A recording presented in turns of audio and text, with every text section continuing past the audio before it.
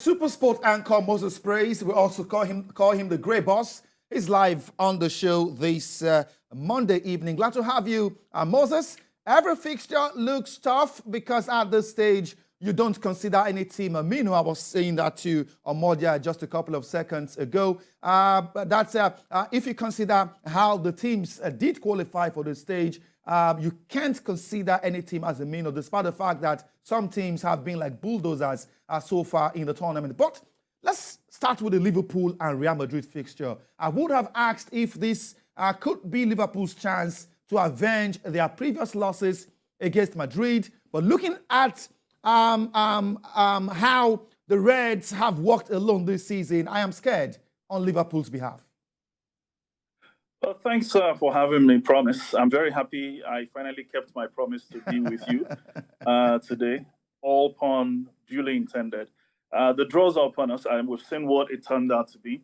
Again, we're seeing a repeat of last season UEFA Champions League final with Liverpool and Real Madrid. Real Madrid are the only surviving La Liga outfit in the UEFA Champions League for this season.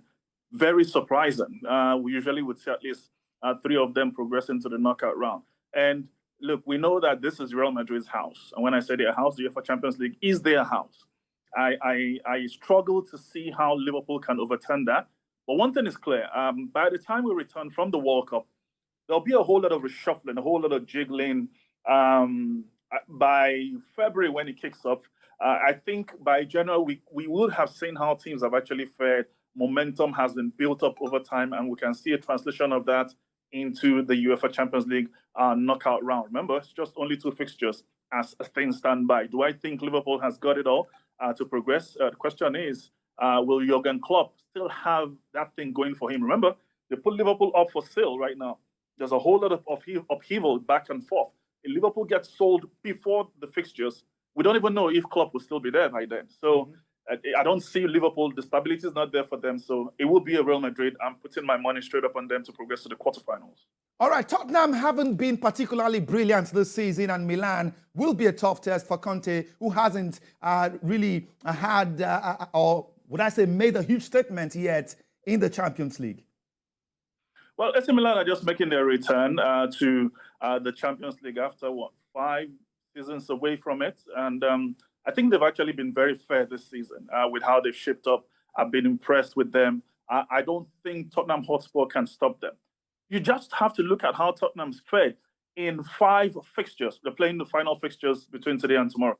But in 5 games, they've scored just 6 goals, conceded 5. That is atrocious. You need to score goals if you need to progress. You need to do well. With Napoli right now are arguably the best team on the continent, in Europe. They're the best team in Europe. You understand? In the Champions League alone, they scored 20 goals with Bayern Munich. Yes, they lost their the last game. But the truth is, I mean, they're an amazingly decent side. So you need to score goals, something that's not happening for them. So there's no stability in that team. You don't show which Spurs will show up at any fixtures at all. You know, and yeah, you would say, well, they're a big game team, big mentality team. I'm sorry, I think it will be the end of the road for them in the round of 16. I see AC Milan progressing unless AC Milan does what AC Milan usually does, capitulate within. All right, Chelsea have, a manager who is considered a greenhorn in the Champions League. Will this count against them, against Dortmund? At least he hasn't lost any game in the Champions League. Maybe that will count for him, But, I mean, we'd like to see how Aubameyang will fare against his former club side. And Dortmund, Christian Pulisic too?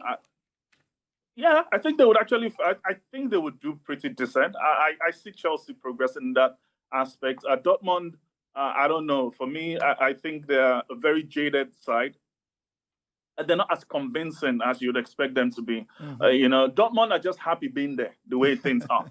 So I think for Chelsea, Graham Potter, with the kind of losses he's had domestically, I think that will calibrate him a bit now to realize, hey, man, it's good to go on an unbeaten run, but what now happens when you go on a few games, consecutive losses? What do you do then? That definitely will recalibrate him because, he's with the big boys now. And if you want to bam and you want to chill with the big boys, you got to show up that, You've got the tactics to get you going. You can pull teams when it matters, and you can raise the morale of your players at the right time. All right. Manchester City and Pep Guardiola are desperate for the Champions League title, and the RB Leipzig may be at the receiving end. What do you think? Oh, yeah, I think that will happen. They will actually progress. You know, they played them last season in the UEFA Champions. To be honest, I wish he does it, if for anything, at least for his resume. All right. A lot of persons think with Haaland joining City, they are good for the Champions League trophy this season, because what was lacking for them was that man up front who could just, tuck the ball into the net. But before you came on the show, I and Amodia, we were talking about the Bayern Munich and PSG fixture, and we thought that is a final match coming very early in the round of 16. Now, again, a repeat of the 2020 UCL final. Absolutely. Look, we all know the PSG is just one side. I don't get it. There's no creativity with that. When I say creativity, you don't see that flexibility for them where when they're down, you can lift themselves up. Yes, they got those top players. I think at this point in time, Messi is with that side as, I need to be here, so I need stages unbeaten. And I would tip them as favorites to actually make it to the finals. PSG, I don't even see the miracle that will happen for them. Even if they go make Pogba's juju man, I don't think PSG has got it all to progress. Well, I still believe in miracles, Moses Praise. As far as these teams are concerned, I mean, this is football, it's the round of 16. Anything can happen. You get it wrong in the first leg, you might find it difficult to get to repair whatever damage that may have been made in the first leg in the next or the return fixture. Thank you so much, Moses Praise, the great boss. Thank you for coming on the show live this Monday evening.